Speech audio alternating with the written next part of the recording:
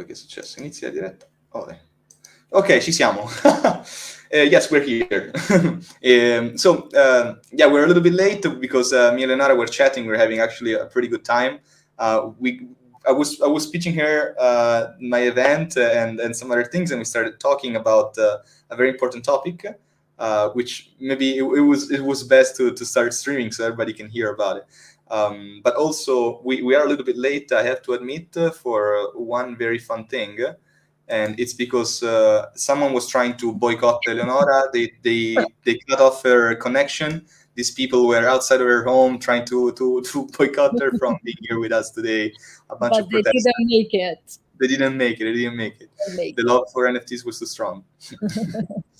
So let's jump straight into it. We were talking about this very interesting concept of Web3 having being beyond the concept of nation. And therefore, when someone creates an event or an experience that maybe is geographically seen in one place and represents one place, how to make it so that this reality represents the basic foundation of Web3, which is there is no nation. We're all interconnected. We're all operating at the same level, as you were saying. Can you elaborate on that? So maybe we can hear more your opinion. Yeah, first of all, thank you so much for having me. Sorry for the technical problems. They didn't make it. We are here. No, yeah, we were talking about, I'm very passionate about this topic, maybe too passionate, maybe. Because I, obviously, since when, like all these physical events started, which we are very happy about, it's honestly, I mean, it's like we're very happy to have events instead of not having events, as it was happening like a while ago. And also like that became a gathering point. It's just we're always very happy to meet each other, but it sometimes seems like what we have been like not promoting, but like believing in really with through these events is a little bit the opposite. Like it's very centralized in very specific places, very centralized events, conferences, and so on, which is fine because the physical world didn't catch the digital yet. Eventually it will. But sometimes, yeah, we really think about that. So I was talking with Vandalo, and he was telling me about his basically his vision for what he wants to do. I asked him like, where do you position yourself? What do you want to do? Who are these events for? And so like obviously I understand, and you can correct me if I'm wrong, that it will be geographically focused on Italy, which is fine. I was just telling him that I think that we should be careful. I mean, that should be careful, I think, about the narrative, because sometimes really like Web3, if there is geographically agnostic, and this is not my definition, but it's a definition that Jason Bailey gave in 2018 in the first article that he wrote on Art Gnome for about like defining crypto art. It is geographically agnostic, and it seems to me that the more we're going forward and the less we are respecting this point, which I actually find to be fundamental. So like, and we were talking about the fact that we can look at this aspect from different perspectives, from like the like the most practical ones to the actually like the deepest ones. For instance, we were talking about artists living in countries that are banned, for instance, by the American government. So you have this Web3, which doesn't recognize any border or again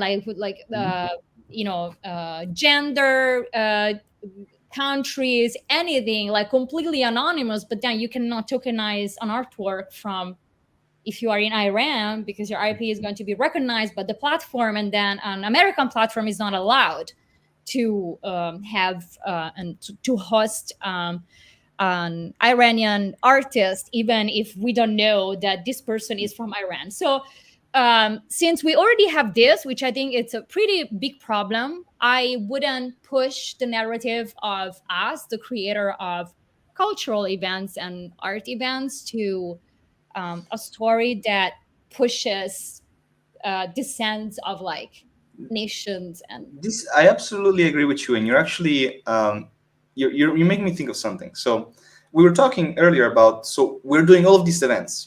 What is the point of these events? Because a lot of them are made in the name of Web3 and NFTs, but if you look at them, maybe they don't fully represent the full ethos of what the space is. We were talking about, we're not going to cite them, but like specific galleries and places which have opened, which are very strong and specific national like themed vibe. And we were saying that this doesn't align with what we're saying, this view of Web3 as there is no nation. So this is what you're making me think of. You said that Web3 has arrived to a point of decentralization where the real world has not yet. So maybe when we make events of this type, this is what the focus of the event should be. The focus of the event should be in creating an experience where we make the real world, even in a small, tiny bit, catch up with Web3. Because objectively, one thing is to have digital experiences, be in digital spaces, minting digital assets and owning digital assets. But then it's tricky when you do a physical event and you go back in the real world, which is not decentralized and it's divided by boundaries and countries and laws. So how, this is my question for you, how can we create physical events that in some way or form, or that introduce certain dynamics in the event or in the experience that allow us to have that as maybe not a bubble, but just like as an experience that leaves a sign, leaves a mark that helps the real world catch up with Web3? What are some things that we can propose? Well, I don't know. We have to think about this. Now, the first thing that I think about is, I don't remember the name of the movie, but it's the Italian guy, like funding his own state on the island in front of women. That's what I thought. Basically, to create a new state, that could be cool.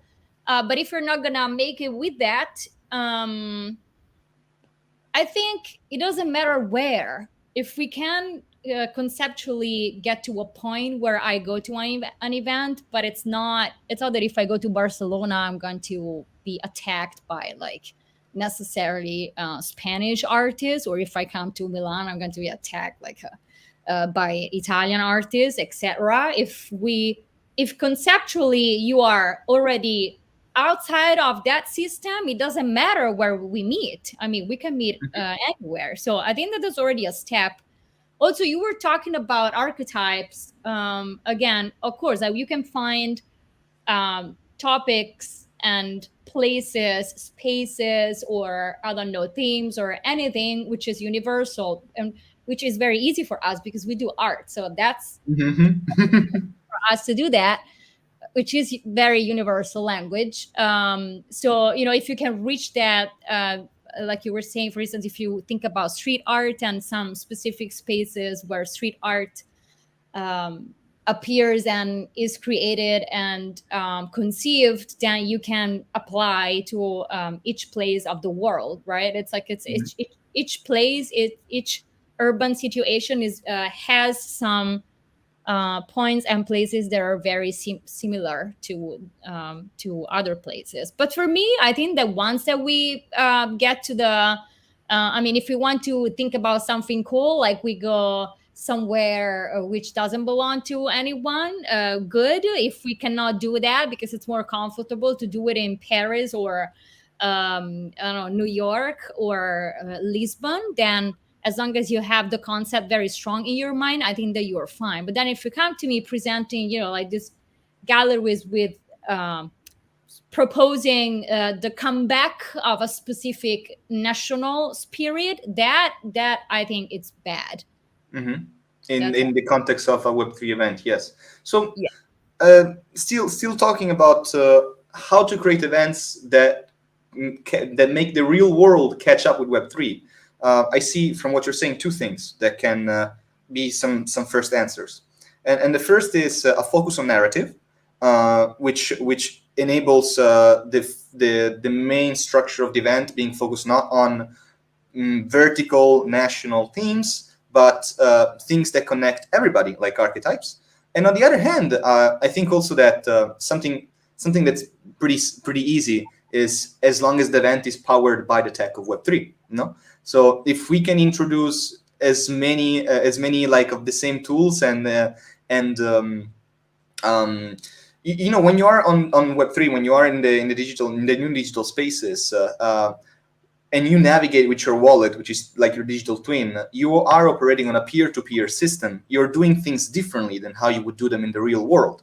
It would be quite interesting to be able, in an event, which is an experiment, we could call it. You know, every event should be an experiment where you try to create a real-life version of some specific dynamic that happens in Web3. And this is something that then we can, as creative people, start to break down. Okay, so for example, the concept of royalties, or the concept of connecting my wallet to something and owning it, and therefore my wallet is connected to the collection, so maybe physically representing the connection to a collection. So when I go to an event, if an artist is exhibited, and if I own that artist in my wallet, and I log into the event with my wallet, because I own that artist, I get discounts.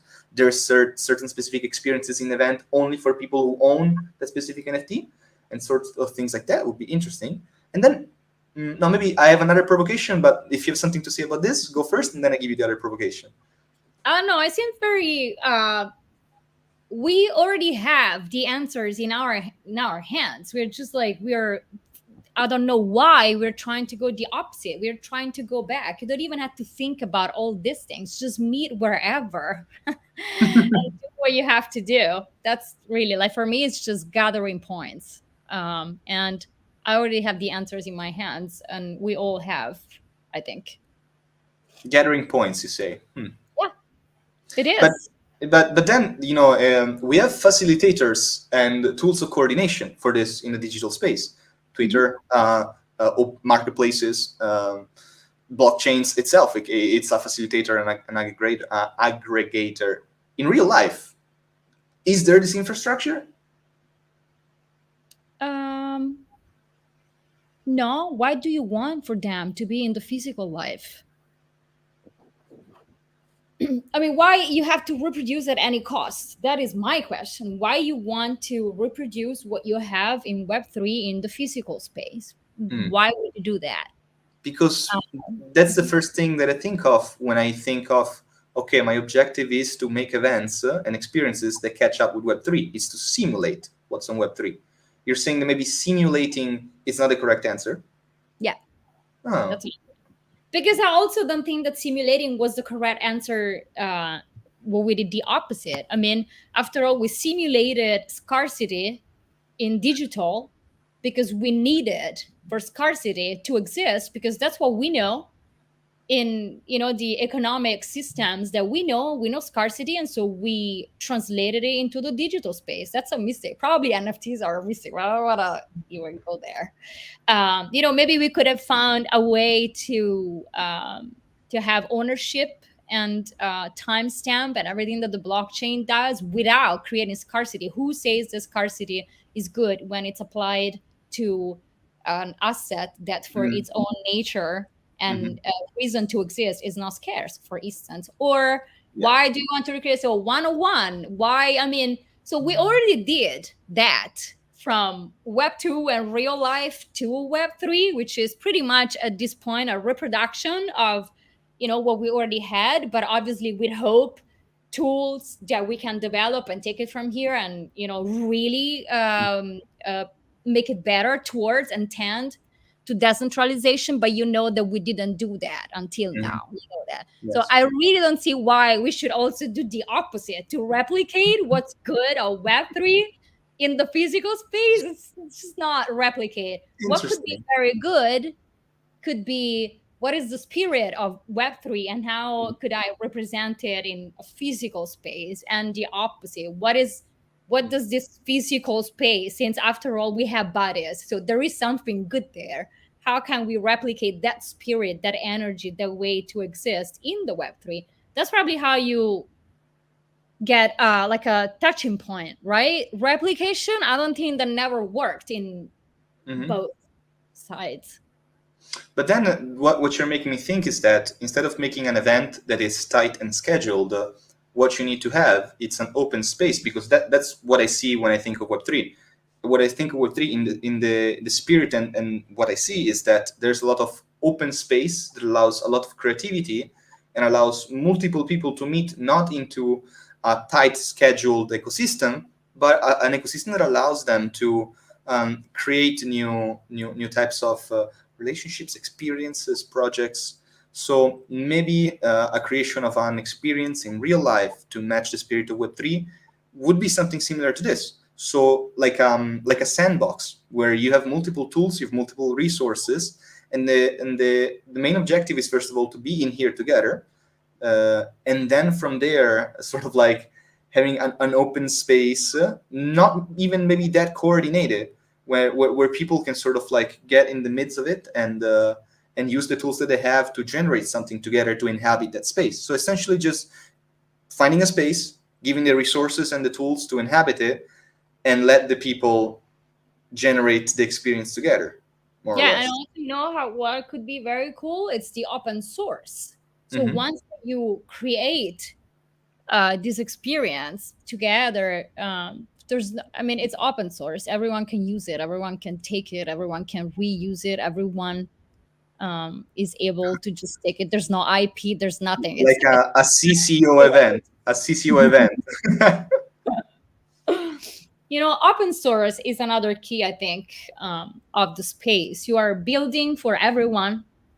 You're building for everyone. You can build code, you can build an experience, you can build a cultural event, but let it be open source. Don't put your, like, it doesn't have to be branded, or you said powered by. Everything that I hear powered by, I have like, I don't even want to hear that. But yeah, these are, just try to think about what does it mean to be open source in a, I don't know, like in the center of Milan. I don't know. Think about that.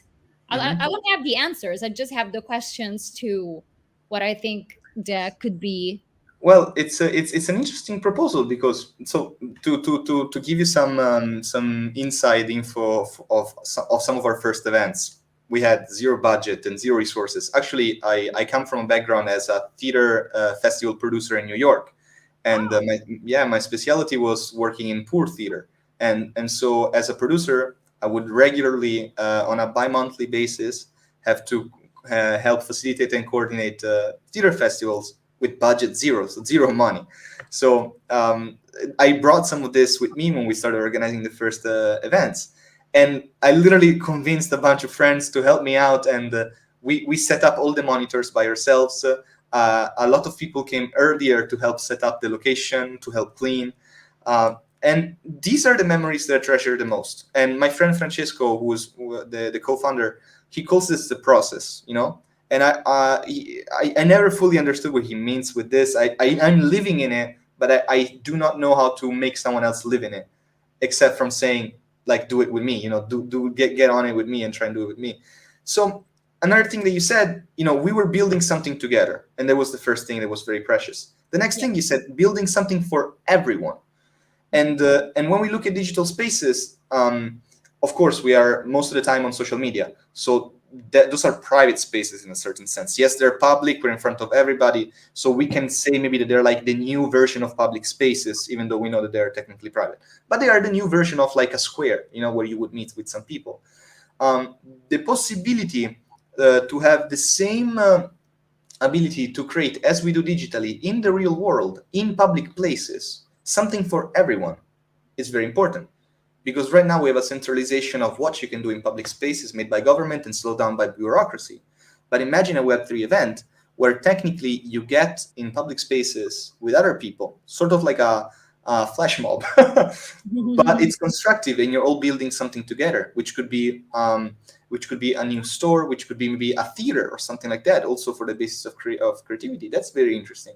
It's very hard to get the whole degen part or like maybe other investors into this, but I think that the people who believe in the real ethos of this would find it very valuable. Similarly to how, for example, the first contact that I started to have with Rob was when I told him that in Milano, one of the 4 galleries that we were going to do was a street gallery in the dirtiest street of Milan with laser projectors managed by homeless people. So, Cool. it was a pretty crazy concept, and it was my favorite part, to be honest. And it matches this, we still didn't build something for everybody, but we had a gallery that was CCO technically, open for everybody to see in the streets. So this is something I wrote everything down. I want to keep no. I really want to keep working on this, because you have to know, I fought a lot of friends and a lot of family and a lot of consultants which keep telling me to and I know it, to impose more Web2 structures to my Web3 events.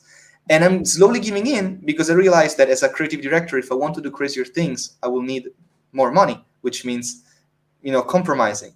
But I come actually very similarly to you. Maybe you are much more, probably you're much more from a really radical standpoint. I'll be like, no, I want to do bottom up things. I want people to come and set up the things with me. I don't want to get sponsors. And I'm like running everywhere looking for sponsors for the event, So you're really giving me a reality check here. I'm very happy to have this conversation. I think that I don't want to be unreal. So I think that sponsors, space, and everything that director is able to do, they're very important. And I believe in reality. So I think that you need that. But the concept and what you propose as your product, which is an awful word, what do you propose? What do I live with? That's what you should work on. So yeah, get your sponsors, whatever, if they make it possible. But then the concept, again, like what you're going to the people to work on, maybe to create something then that it's able to be applied. But imagine someone going to an event and I don't know, like an app is created, just an example. Yeah. An app is created at the event and it doesn't belong to anyone. It's open source, so everyone like goes home with an app that they can use, or some code that they can use. That's what open source is, right? So this is just a very basic take on it. But if in order for your event to happen you need some reality check, I'm all about that. But then what you do at the event is what's important. Maybe you don't want to tell people what an NFT is anymore. No, and this is what I was telling you. The main goal for the funeral that we want to do in Naples is to have everybody leave with a piece of catharsis, where until now, I believe a lot of us are confused, because as I was telling you, we live in an era of desacralization where nation, religion, work, and school do not give us identities anymore. We feel completely lost. Suicide rates are constantly rising, and teenage depression is constantly rising. And this is a part of it, because we lack identity. And we are constantly bombarded with informations and representations of other people out there somehow making it, somehow understanding who they are. And us, on the other hand, we are lacking this understanding of who am I, And I want, simulating influencers, Mm-hmm. And the goal is this, like to propose not NFT as the final solution, but as one of the many tools that can help in the seek of identity. Because as I was telling you earlier, I have this idea that technically, if a wallet is my digital twin, when I buy an NFT, the NFT is an accessory to describe who I think I am, and therefore to help me create my identity. It's a facilitator for me to understand who I am. It's said that it's plutocratic, so it's based on I have to purchase it, but if we imagine in the future with soul-bound tokens, for example, a type of reality where you gain NFTs because you participate in experiences, that's something that changes the game, because then I can define who I am not by just buying the expensive sneakers or the Gucci suit, aka the Bored Ape or whatever it is, but I can go to an experience, I can participate in building something open sourced. And then I have a digital asset that joins my digital twin, which helps me describe who I am. And when people meet me, they are facilitated to know who I am, because it's like the blue check mark on Facebook. I'm facilitating the conversation between millions of people to understand who am I. And the moment you understand who am I, our conversation is easier facilitated, I believe. Yeah. Have you ever heard about Holochain? Holochain, yes. Yeah. It's I believe Data is also starting to use it. I've heard about Holochain in 2018 from this, my friend coder that I know from New York. Well, the critique on what you said is that your identity will be based on transactions. It doesn't matter if it's not paid for. even if it's an airdrop or you just get it for free, it's still on transactions, which is something like that you own. Like they are attached to yourself. I mean, if you're the wallet, and it's still coming to you through transactions. I'm not an holochain expert. I have an idea what it is. I know that you are the wallet, and you don't like it. Things don't happen in the form of a transaction anymore. We should look into it more regarding this. I think that it could be interesting for your identity research purpose more than an NFT. I mean, being a wallet and having NFTs coming to you through transactions, it's a little bit of a replication again. It's like, yes, you don't, it's not that you own like a pair of sneakers anymore, but you still own something. So I can still know who you are because I see that you went to an experience which is attached to your thing and came to you through a transaction. So yes, it's better, but it's not completely good, I think. So I like what you say about identities. So maybe you could do more research about holochain and this kind of systems, which is better for, it's a more sustainable form of really having a digital identity instead of like NFTs or. I think I'll definitely look more into it. It's very interesting. I have one more provocation for you. So I see that when we look at Web3 and then when we look at nation states, we have two clear different examples of how do we wish to coordinate people on also very two different spaces, but on one side we have centralized state. On the other side we have what we're trying to build, which is decentralized society, DSOC, more or less. And these two poles are gonna be polarized and opposite, I believe, until we keep seeing them as two things that cannot speak to each other. I think that there needs to be a moment in which we realize that a hybrid system, perhaps it's a good solution to start from, where DSOC, in certain way, it's very utopic, and maybe we have the tools to build it, but we don't have the creativity yet. So, and a lot of people who are building here usually get exploited. So there's not even the security to build something that's not going to get exploited, or is that going to grant benefits higher than destroying it. And then on the other side, we have centralized government, and we all know what are the problems with centralized government. We don't even have to be here and reply them, but repeat them. But perhaps a hybrid system where we make these two realities communicate could be something pretty interesting.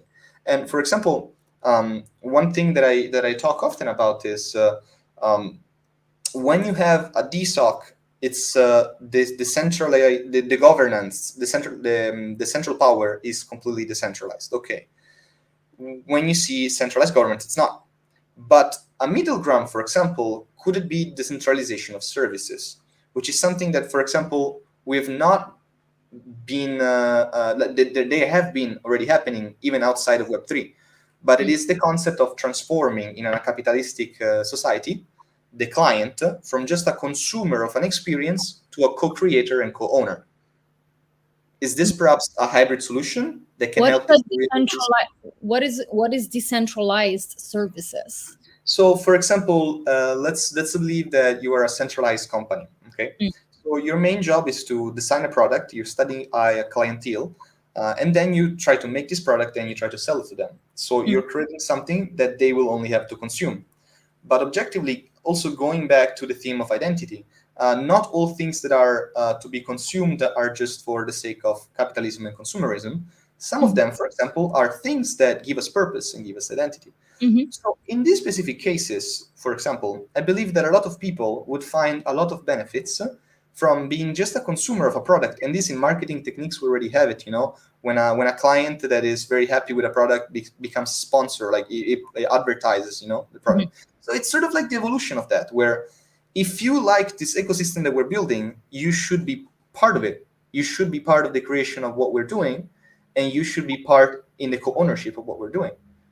And I believe that this is a sort of like hybrid conversation between these two very polarized different realities. But if we don't find the middle grounds for conversation, we're going to have a powerful big boss central state, which is going to say, you can't do that, we ban you if you do. We're going to have a crazy punk DSOC utopia where you say, we don't give a shit, we're going to build an island and do whatever the fuck we want, you know?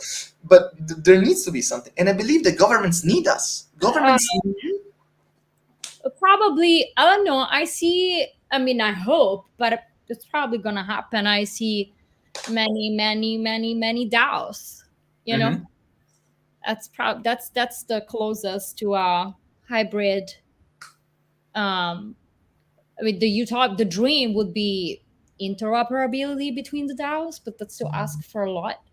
Mm. But yes, I mean, it's like decentralized autonomous organizations for everything, so that if you said like you have a company or culture service or an experience can be a DAO, a group of friends can be a DAO, school can be a DAO, like education can be a DAO. So that is something that That's I another can problem. So, happen as a hybrid, because of course these DAOs will still exist in, where they and are. objectively, even when we look at DAOs right now, most of them do not have a full system of decentralization. Some of them No, implement holacracy, which is interesting and it works better. But for sure, yes, they embody what I was telling you. You know, they try to make the client part of the process of co-ownership and I mean, for co-creation. now, many of them, it's a replication of companies, really. Like, okay, you take care of communication, you take care of that, you vote, whatever. But it's getting better. I have hope for DAOs. I mean, it's too new. There are people developing it. There was this event that I know many people that they went to, which was the DAO Palace in Germany. He was like this best selected people who can understand DAOs and can propose. I mean, Bea was there from Dada. And so it's happening, it will happen. That's probably a first step towards what you were talking about, this hybrid, the complete like collision of the two of them. I don't know about that, Mm. but the fact that maybe like in, I don't know, a few years, people will have more power in what they decide to Mm. participate in, that Mhm. I believe it's inevitable. Yes, it will be DAOs probably forever. Well, hopefully. I look forward to DAOs to implement more on-chain solutions to become more trustless and more permissionless. Because, for example, one big problem that we have with businesses right now is that when they are centralized on figures like the CEO or the president, and when this guy eventually gets old or dies, yeah, there's generally the problem of, okay, so how do we pass the testimony? But if you make a business which is based on concepts of trustless and permissionless, technically you don't have that centralized pillar that at times can be very beneficial, but it inevitably gives a sort of like timestamp to the company. So let's see, like even if you look at big realities, for example, with Apple, when Steve Jobs died and Tim Cook came in, you see how radically the company changed and the ethos is not represented anymore at all. So maybe they still have the products they're still selling, but in my opinion, that's not Apple anymore. Yeah. And same with other smaller companies that don't even make it. So that's going to be interesting. Yeah. It's going to be very interesting. So one last thing before maybe I let you go, because probably you have so many things to do. I want to speak about this great success, which is the book that's coming out, Well, CryptoArt Begins. not success yet. It wasn't launched yet. I'm pretty sure it's gonna be a success. Like, man, this is the first book about crypto art. We have 50 amazing artists. I was looking through the list. For example, another one which I didn't know was in here, Moxara. I was so happy. Of Uh, course. I was so happy. I met Moxara when I was at the wedding of Crips and Weirdo. I actually have a napkin drawn by Moxara with an incredible creep drawn on it. So I like so many people that I know in here are well deserved. Like they well deserved to be here. I'm very happy. Can you tell us a little bit about like how was the experience of creating this piece of history? Because Yeah, this is the a experience is not over yet. This is what they're requesting me here, but no, I mean it's like it's it's for me. I think that the as the curator, for me, the most important thing was to have discussions and debates with these people, which was a blessing really every day, like to discuss with artists. And as I was like mentioning to you before, earlier in our conversation, like, you know, the fact of functioning as an art curator, as like functioning as a gathering point for feedbacks from all these creators in the space that I have been knowing since forever, or maybe not. And, you know, like talk about topics like, does crypto art have an aesthetic? Because I was asked this, and and finally we all came up with the same answer pretty much. It's like the question was very wrong. We don't have an aesthetic. We are what we are. Our common points is in the ethos of the movement, not in the aesthetic. But, you know, like conversations like this that make you strong enough to come out from the book and say, okay, people, we have an answer for you. Next time you're gonna ask me this in the museum, I'm going to tell you, in 2022, your question is very wrong. Are you still thinking about an art movement as aesthetics? Right? This was fundamental to have these conversations with the artists. So it was really like, I insisted a lot to have the interviews done like this in a live, like in a call, to have discussions. Obviously the artists who preferred, because we are in web3, so many anonymous people, to write the answers. It was about 10 on 50. The other 40 I interviewed, like we're doing right now. It's precious. It's just very precious, especially during the bear market where all the artists are like discouraged. I'm like, let's talk about the real things now that you don't have to think about the money, you know. Yes. And no, yeah, and it was, I mean, it's good. It's what else do you want? It's like there we talked about art. What is art? Obviously asking them, you know, what is art from their very personal perspective, not to define art, but even for them, it was like, these questions are so tricky. They make me think a lot. And who is the artist? What is technology? What is it? Like, what does it represent in your practice? I mean, contemporary technology, not the hammer or the brush, which was also technology. So let's also define technology. And then, of course, like how you started and where you are at in the crypto art space, community, of course. And I mean, discussing about the future, I think for me it was very, besides, you know, the magic of this book, how it's done, how it will be presented and sold, the beauty of the covers and everything that we can talk about, the NFT magazine, Rizzoli, of course. But for me, I was so happy to have these conversations every day, because it was very important. As sometimes you need someone gathering people to come together again as a community. This is just a part of the community. It's not the entire community, but it's a strong voice about it. And also it's like, it's interviews to the artists, so it's not me, Eleonora, like writing about them. It's 50 stories through 50 different pairs of eyes, which is very, I mean, I would love to read it, because it's not my words. It's Yes. it's their words. And I understand you're having a physical event where you're gonna be presenting the book, right? We will have physical events. So the book, the limited edition, will be dropped on Nifty Gateway on September 19. And then I think that we're going to start a tour to present the book in bookstores. And yeah, I think the first one will be in Milan, November 8th. Can't say where yet, but because we are confirming. But yeah, of course. And then we will have physical art shows, you know, with the artists of the book. I mean, it's stories, so there is a lot. I don't know what you're organizing for the day for the I want event. to have a funeral for my book. No, this is what I wanted to tell you. I already have 2 locations actually 3 locations in Milan. So if after the presentation of the book you want to do like a diffused event, like a side event or a satellite event, I can very easily organize that. I would love actually to do that. Sure, I think that'd be great. Yeah. But if you wanted to make like something themed, oh man, you're in my boat. You make me the happiest man if you tell me let's do something like crazy side event for after the book publishing. Please keep me involved. I would love to be able to participate in that. Thank you for proposing. All right. What to say? I left the best for last, actually, because you did an event in Rome, and you did it in collaboration with Alessandro Risule, which is a friend that we both have. And maybe you don't know it, and I don't know if you know it, but I wanted to show it to you. Let me find the pictures very quickly. There's I was part of that event because Alessandro called me and he said, "Look, I'm making this event in Rome. Can we have a representation of Sewer Nation in the event?" And I don't know if he told you, but I said sort of like last minute, "Yes, okay, let's do it."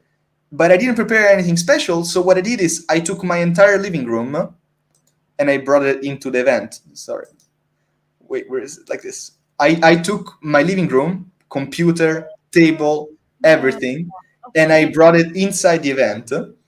And I had an entire installation. So I was explaining to people because I realized that during the event there was no one to like speak about what is NFT, what is blockchain, and all this stuff. I brought a cathodic ray tube, I brought a projector, I hooked it up to my computer and my iPad. And so on the cathodic ray tube, I was doing 3D sculpting, and I was doing sketches with my iPad to explain what a blockchain is, what NFTs are. And so I met you there. You met me there? Well, I mean, I was there. So if you were, you didn't see the crazy man with the sign that said NFTs with no utilities. I did see this man. It's me. It's me. How you didn't see me? I created the show. First of all, I was exhausted because I had to move everything by myself. Oh. Yeah, it's just me dressed as a trash man. So we met in Rome before meeting in New York. Yes. I have a thing very soon. Don't worry. So this is it. Thank you for everything, and I hope that we are able to have more conversations in the future. I thank you so much. Keep me in the loops if you want to do something in Milan after the publication of the event, and I wish you a very good day, and I hope that those anti-metamaskers and crypto protesters don't get you in the future. Have an amazing day. Grazie. Ciao, Eleonora. Ciao.